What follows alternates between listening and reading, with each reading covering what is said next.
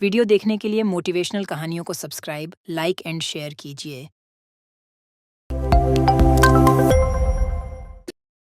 सीमा के घर पर पार्टी चल रही थी। कई सारे मेहमान आए हुए थे।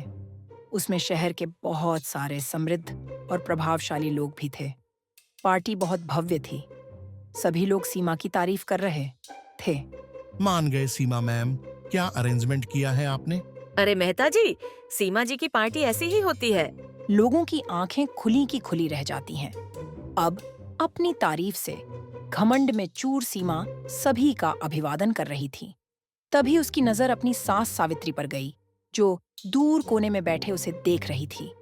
अपनी सास को देखकर सीमा का चेहरा तमतमा गया। वो गुस्से में उसके पास गई और उसका हाथ खींचते हुए दूसरे कमरे में ले गई और चिल्लाकर बोली, अरे, आप क्यों मेरे पीछे पड़ी रहती हैं? समझ में नहीं आता क्या? इतने बड़े बड़े लोग पार्टी में आए हुए हैं। मैंने कहा था ना कि आप बाहर मत आना, और बाहर आई भी तो इस घटिया साड़ी में। अरे, आपकी इज्जत 2 कौड़ी की है, लेकिन मेरी तो नहीं है ना। देखिए, ये बेशर्मी छोड़िए, नहीं तो कहीं और चले जाइए। शराब के नशे में सीमा ने सावित्री को खूब खरी खोटी सुनाई।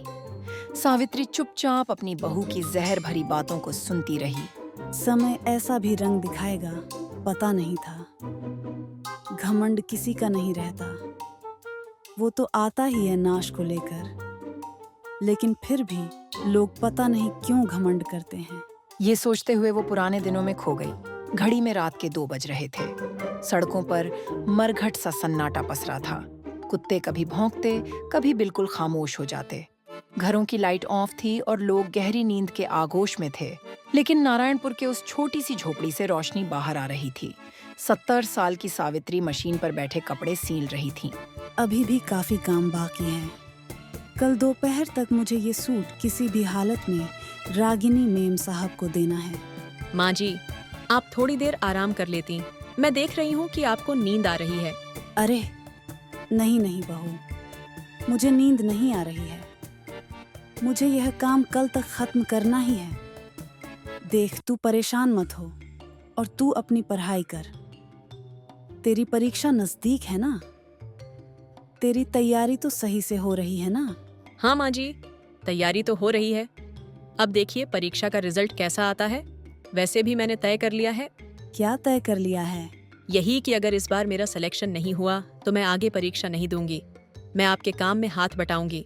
बहू, ऐसा भूल कर भी मत कहना। क्यों नहीं होगा तेरा? क्यों नहीं करेगी तू पास परीक्षा? जरूर करेगी। अरे इतनी मेहनत करती है तू। मेहनत करने वालों की कभी हार नहीं होती। सावित्री अपनी बहू सीमा को सगी माँ की तरह प्यार करती थी। 1 साल पहले की बात है। सीमा अपने पति राजेश और सावित्री के साथ एक रिश्तेदार की शादी में ट्रेन से जा रही थी। अगर सही समय पर रिजर्वेशन नहीं मिला होता तो भारी मुसीबत हो जाती। ट्रेन अपनी गति से चले जा रही थी। उनको शादी में संबलपुर जाना था, लेकिन संबलपुर पहुंचने के 1 घंटे पहले ट्रेन का भयानक एक्सीडेंट हो गया। हर ओर चीख पुकार मच गई। एक्सीडेंट में कई लोग मारे गए। राजेश भी काल के समुंदर में समा गया। सावित्री और सीमा भी इस एक्सीडेंट में घायल हो गए थे। अरे, कई लोग मर गए तो फिर मुझे क्यों जिंदा छोड़ दिया भगवान आपने? क्यों? राजेश के बिना मैं कैसे जीऊंगी? हिम्मत रख बहू, हिम्मत रख। होने का लिखा कौन मिटा सकता है? अपने इकलौते बेटे की असमय हुई मौत ने सावित्री को तोड़ दिया था। सीमा की भी जीने की इच्छा खत्म हो गई थी। बहू, राजेश का जाना सच में अंतहीन पीड़ा वाला है, लेकिन जीना तो पड़ेगा ही, क्योंकि वो जहां भी है, अगर हमें दुख में देखेगा तो क्या वो खुश रह पाएगा? हमें उसके लिए जीना होगा। मैम, लेकिन माँ जी कैसे सब कुछ होगा? राजेश की कमाई से ही तो घर चलता था। बहू, शादी के बाद तेरी पढ़ाई अधूरी रह गई थी। तू पढ़, खूब पढ़, और उसके बाद अपनी मंजिल खुद तय कर। और जहां तक बात रही घर को संभालने की, तो वो मैं संभाल लूंगी। माँ, क्या ये अच्छा लगेगा कि आप इस उम्र में काम करेंगी? नहीं नहीं, सिलाई कढ़ाई में कर लिया करूंगी। मैं संभाल लूंगी घर। नहीं बहू, अरे मैं इतनी भी बूढ़ी नहीं हुई हूं। अभी मुझ में बहुत दम बाकी है। मैं तुम्हारा और अपना दोनों का ध्यान रख सकती हूँ। सावित्री सिलाई का काम करने लगी और सीमा ने अपनी अधूरी पढ़ाई को पूरा करना शुरू किया। उसकी कॉलेज की फीस, किताबें, कॉपियां, नोट्स, घर का खर्चा चलाना सब कुछ सावित्री के कंधों पर था। धीरे-धीरे सावित्री की मेहनत और सीमा की लगन के कारण उसने MA की परीक्षा फर्स्ट क्लास में पास की। ये सब आपका आशीर्वाद है माँ, नहीं तो मैं तो हिम्मत ही हार चुकी थी। पढ़ाई पूरी करने के बाद सीमा नौकरी के लिए परीक्षा देने लगी, लेकिन हर बार 1 या 2 नंबर से उसका सिलेक्शन छूट जाता। एक बार तो वो इंटरव्यू तक पहुंच गई थी, लेकिन फाइनल में उसका नहीं हुआ। इसलिए सीमा थोड़ी परेशान और हताश सी हो गई थी। जब मैं हूँ तो फिर चिंता किस बात की बहू? तुझे बस अपनी मंजिल पानी है, हौसला नहीं छोड़ना है। आखिरकार सावित्री के विश्वास और सीमा की मेहनत का फल कुछ इंतजार के बाद मिल गया। सीमा का सिलेक्शन सरकारी ऑफिसर के पद पर हो गया। माँ जी, अब तो हमारे दुख के दिन खत्म हो गए।